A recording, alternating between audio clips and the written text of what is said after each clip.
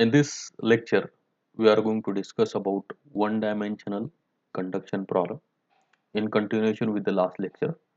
But this time, we are going to solve the similar kind of situation for hollow cylindrical and spherical systems. So it's basically one-dimensional conduction equation once again, but the solution is to be obtained for other two coordinate systems as compared to the previous one. So let us start with the lecture. I'm going to discuss about the hollow cylindrical conduction, then one-dimensional conduction in hollow sphere, then the analogies, respective electrical analogy for hollow cylinder and sphere. Of course, in the same fashion as it was discussed or it was done in the plane wall, same logic, same things can be extended. Only thing is the change in the formulae, which is required for obtaining the thermal resistance. With that change, we can get introduced to the electrical analogy for hollow cylinders and sphere. Then once again, we'll talk about overall heat transfer coefficient in these cases and some closing remark with a summary. Let us start. I'm Nitin Birud, working as associate professor in Sandeep Institute of Engineering and Management. Cylinder, hollow cylinder, as I told you that cylinder inner radius is say R1, outer radius is say R2. It is exposed to some fluid whose temperature is T infinity with heat transfer coefficient of H1. Consider a hollow cylinder exposed to a fluid at different temperatures for steady state conditions with no internal heat generation. Once again, same situation, steady state, no internal heat generation, and one dimensional. The appropriate form of the heat equation is 1 upon R d upon dr R into dt upon dr is equal to 0. Now, in order to find out the solution, we have to integrate it twice. So, if you integrate twice, and we'll get the general solution, and the general solution is in the form of temperature in the radial direction is C1 natural log of R plus C2. So, we have to find out the values of C1 and C2 using the boundary conditions. Now, applying the boundary conditions to the general solution, once again we are going to use the same boundary conditions, that is the known temperature boundary condition of first kind, that is temperature at radius R1, that is the inner radius of the cylinder, is Ts1, and temperature at radius R2, that is the outer radius of the cylinder, is Ts2. So if you put this boundary condition in these equations, that is Ts1, first boundary condition, Ts1 is equal to C1 into natural log of R1 plus C2. If you put the second boundary condition, it will be Ts2 C1 natural log of R2 plus C2. You can note the changes in the values of Ts and R1. Now, if you solve these two problems, two equations, we have got two simultaneous equations, and we have to solve these two simultaneous equations for two unknowns C1 and C2. Okay, C1 and C2, and if you substitute it in general equation, obtaining the C1 and C2 values and substituting back into the general equation would result into this type of equation. Now, this is the temperature distribution equation. This temperature distribution equation is Ts1 minus Ts2 divided by natural log of R1 upon R2 into natural log of R upon R2 plus Ts2, where R is the radius at which we are expecting the temperature to be calculated. So that radius you have to substitute the value here, and R1, R2, R2, Ts2, Ts1 are all these are the constant value. Only the variable in this case is going to be R. So once you put the value of R, which is lying between of course R1 and R2, we can get the value of temperature at any location within that radius, within that object. So this is how we can use this temperature distribution equation. In the similar lines, for the plane wall, we can use the Fourier's law. Of course, before that, temperature distribution is logarithmic, not linear. It was linear in the plane wall. You might recall that the temperature distribution equation was a straight line equation, but in this case, it is logarithmic. It is not linear. If the temperature distribution equation, that is this 1.29, is now used with Fourier's law to obtain the expression for the heat transfer rate, and if you do these calculations, you will get the final equation in this fashion, that is 2 pi Lk into Ts1 minus Ts2 divided by natural log of R2 upon R1. Now you can see that there are many common things in the equation obtained for the cylinder and for the plane wall. In both the equations, you might observe that Ts1 and Ts2, that is delta T, is present and it is in the numerator. Conductivity is also in the numerator, and then there are some geometrical parameters. In this case, natural log of R2 upon R1, and in the numerator it is 2 pi L. So it was K A divided by L into Ts1 minus Ts2 in case of the plane wall. So here you can see the change, 2 pi L divided by natural log of R2 upon 1. This will represent the geometrical things. Otherwise, K into Ts1 minus Ts2, this term is constant for both the things. Similarly, we can express this uh, conduction from this equation. It is evident that the radial conduction in the cylindrical wall can be calculated from this equation, and this once again can be expressed in terms of thermal resistance. Now, how to write down the thermal resistance? As you already know, it is thermal resistance is always equal to the temperature difference divided by heat transfer rate. So if you rearrange the terms in this term, Ts1 upon Qr, what will you get? This natural side, this natural log of R2 upon R1, this will go up, and this 2 pi Lk will be at the bottom, and you will get the final equation in this manner. The thermal resistance for conduction in a cylindrical system is natural log of R2 upon R1 divided by 2 pi Lk. So using this simple equation, we can find out the thermal resistance for a conduction into a cylindrical system, provided we are having the dimensional, we are having the information about the dimension, and we are having the information about the conductivity of the material. So with this small information, we can calculate the thermal resistance for the conduction. Now, this thermal resistance can be used for finding, this equation can be used for calculating the thermal resistances for different systems. Maybe a single layer may be there, or multiple layers may be there, maybe composite system may be there. For the composite system also we can use the same equation. Now, if a composite cylinder is there, now consider a composite cylindrical system, recalling how we treated the composite plane wall and neglecting the contact resistance. I am not considering the contact resistance now.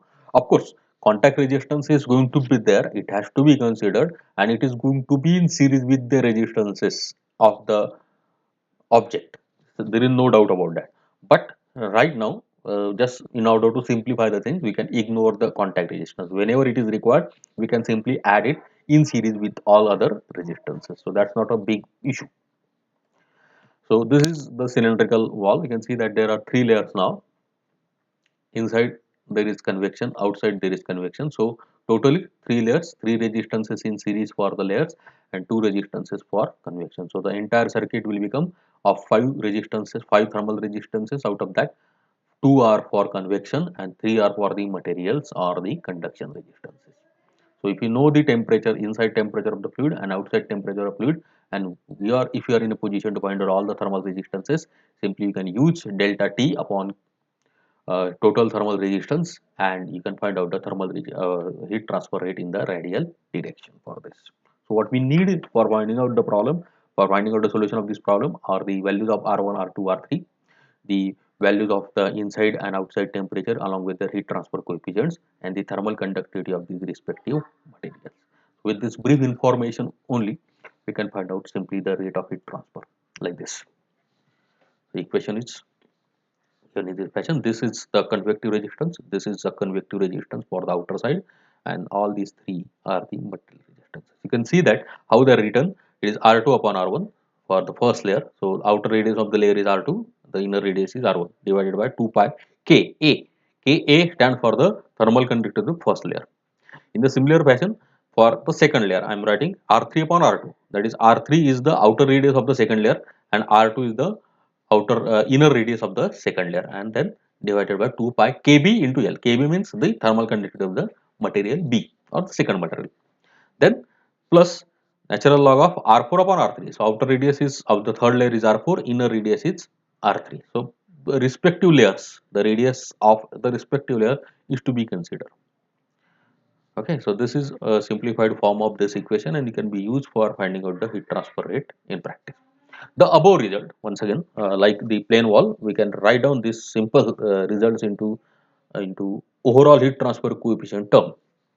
And if you write it down in terms of the inside area means the inner cylinder area, and that inner cylinder area with respect to radius r1 is going to be 2 pi r1 into L, and we can write it down in this fashion. So this U, that is overall heat transfer coefficient based on the inner surface area. So if you use this inner surface area, you can everywhere multiplied by this term by 2 pi r1L, and you will get this. You can calculate the overall heat transfer coefficient based on the outer surface area. See here, the overall heat transfer coefficient on inner surface area is going to be different, and the outer surface area is going to be different because the areas are different. Remember that UA is a constant. U into area is a constant, but U is not a constant. U is changing with respect to the area, but product of U into the corresponding area is always constant for all the areas.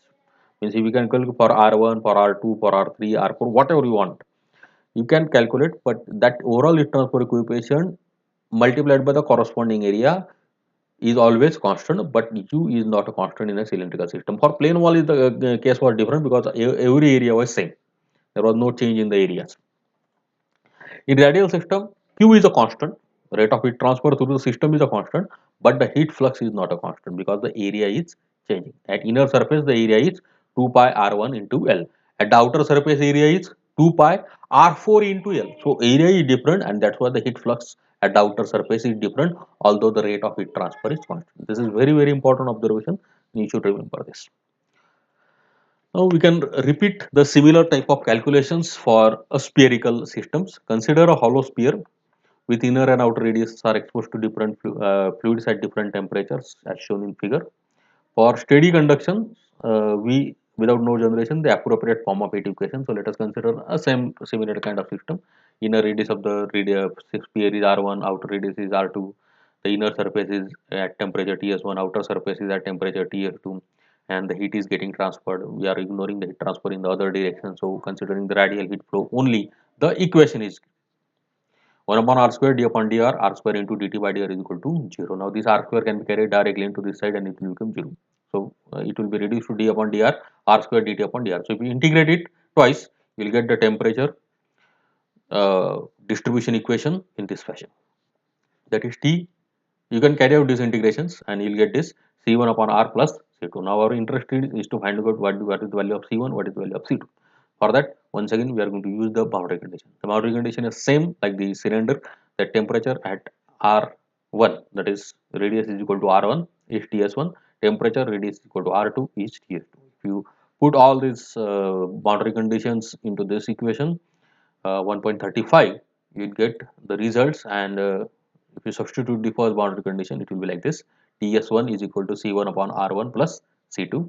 Second boundary condition will yield C1 upon R2 plus C2. Now you have got once again two simultaneous equations in which two are random constants C1 and C2 are there. You have to solve them, and once you solve it for C1 and C2, the general solution for the temperature distribution will be like this, where this R is the radius at which the temperature is to be determined. So this temperature, this equation will enable us to calculate the temperature at any point in the object in between R1 to R2. Now we can use the same Fourier's law of conduction. Once again, before that, the temperature distribution in radial conduction through spherical wall is also not linear. It is not logarithmic, but it is not linear in this case also. If the temperature distribution is now used with Fourier's law to obtain the following expression for the heat transfer rate. If you use this temperature distribution equation along with Fourier's law, finding out the temperature gradient and substituting back into the Fourier's law equation, you will get this. The radial heat flow in a spherical system, hollow spherical system, is equal to 4 pi k in bracket Ts1 minus Ts2 divided by 1 upon R1 minus 1 upon R2. Once again, observation. K is in the numerator, temperature difference is in the numerator, and other terms. Here you can see 1 upon R1 minus 1 upon R2 into this 4 pi is representing the geometrical conditions of the object. So I'm just comparing, giving you the comparison so that you can remember and understand the things in a better way. Now this is equation 1.37. From this result, once again, we can rearrange the terms in terms of delta T divided by QR, that is the thermal resistance, and we can write down the thermal resistance in this fashion. So it is 1 upon R1 minus 1 upon R2 divided by 4 pi K. Or it can be simplified in this fashion. It is R2 upon R2 minus R1 divided by 4 pi K R1 R2. So if you just take the multiplication of this bracket, you will get that also.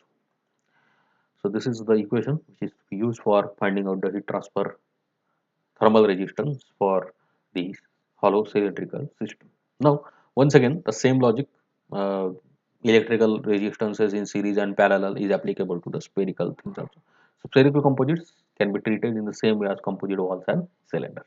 Resistances in series, resistance parallel, finding out the total thermal resistance, equivalent thermal resistance, using with the total temperature difference to find out the total rate of heat transfer, or individual resistances for finding out the required temperatures or something like that. That can be done. Now let us have a summary of all the equations which you have got in the previous lecture and this lecture. We have started in the previous lecture with this equation. Then we have developed the temperature distribution equation, then the heat flux equation, heat rate equation, and finally the thermal resistance equation. A similar journey was there for cylindrical wall. So this slide is giving us the entire picture of last two lectures.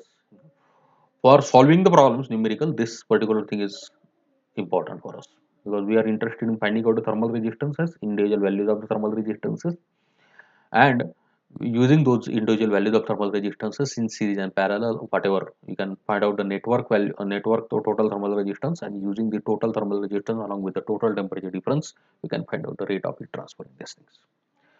So that makes the things more simpler and more clear. So this is what we have learned in this lecture. So started with one dimensional conduction in cylinder. We have discussed about the electric analogy in the cylinders. Then we have discussed about the sphere in the same fashion along with its electrical analogy. And then in the last slide, I have to given you the summary of the one dimensional conduction equation. In the next lecture, I'll be solving some of the numerical problems so that we'll get how to convert a real life situation into a manageable situation, how to apply the equations to it, and how to find out the solution and what we can comment about those solutions. So next lecture will be discussing about the solution methodology using some numerical problems. Thank you. Thank you very much.